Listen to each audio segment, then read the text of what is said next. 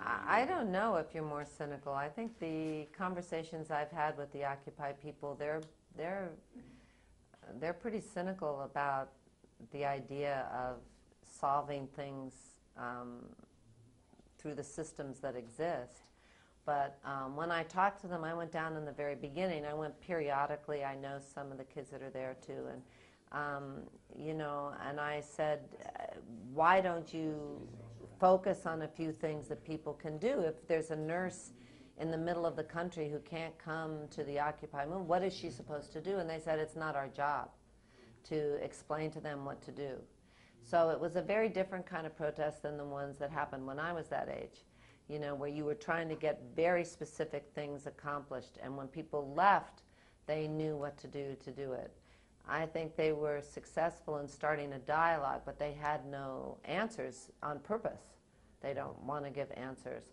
And the criticisms that have come in the United States are because they didn't come up with an answer. But again, I think they're very cynical about the process, and what they were trying to do was just start a dialogue that involved the 1% versus the 99%. And it's funny because years ago I did a movie called White Palace, and I thought that it was about class too. He's embarrassed because she's white trash and he's from a upper class Jewish family. And across the board, everyone said, no, it's because he's younger and she's older, and there's no such thing as class in America, which is not true. And so now at least people understand that there's a class in America, as everywhere. And this idea that they're actually having conversations that such a small percent control the bulk of the money is something that people just went on their lives and never talked about. So I think it's been really good. And do you feel that Hollywood is not so political? Hollywood isn't political. I'm sure there are people that don't want to work with me because they probably think I have no sense of humor or whatever. I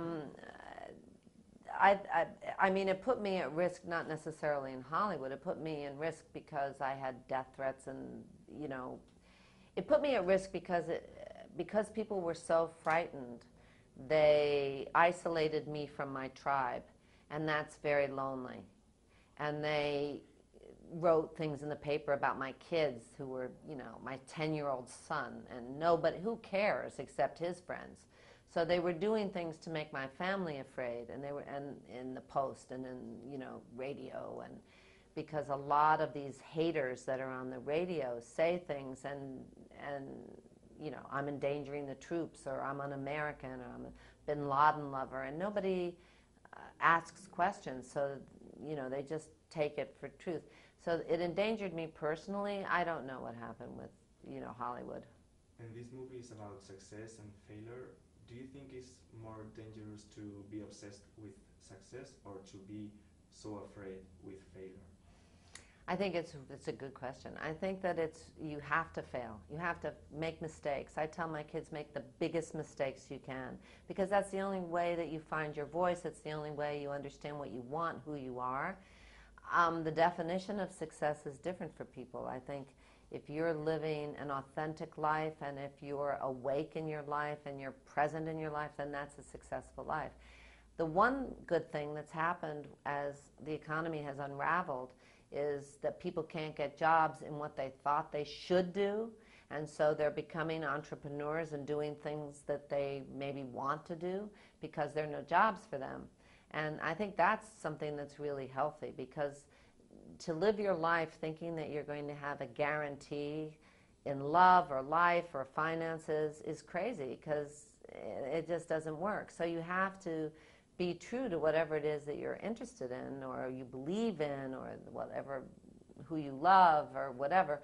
And you can't, we're in a society, especially because of religion, and this is a Catholic country, and I'm a lapsed Catholic, where you're always told to live your life because of a reward later, or be in school because of a reward later. And it's wrong.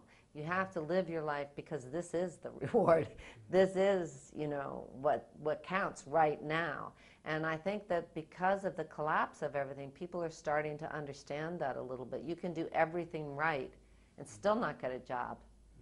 And you were talking about sense of humor, and it's true that your portrait from outside is like you're very intense. But what makes you? I am laugh? very intense.